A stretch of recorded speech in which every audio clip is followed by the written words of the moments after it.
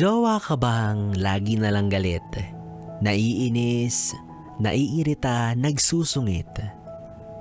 Hindi naman siya ganyan nung una mo siyang makilala. Mahinahon, kalmado, mahaba ang pasyensya. Pero bakit ngayon, para na siyang dragon?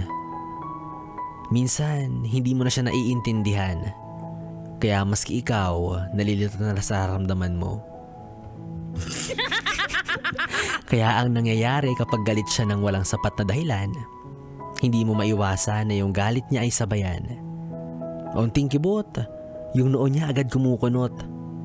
Isang maling salita, hindi na siya agad natutuwa. Pag sinubukan mo namang pumatol, sobrang lala niya magmaktol.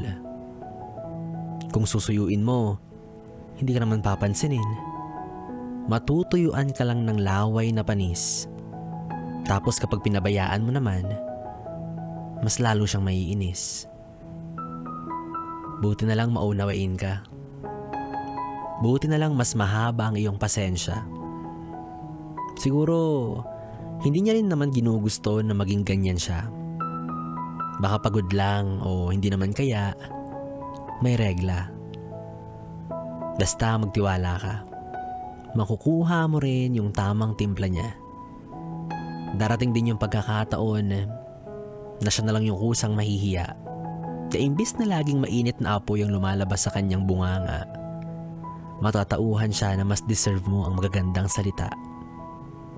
Kaya huwag kang magsasawa. Tandaan mo lang na hindi siya makukumpleto kapag wala ang balls mo. Dragon kasi siya, tapos Dragon Balls, kaya may balls, ikaw naman.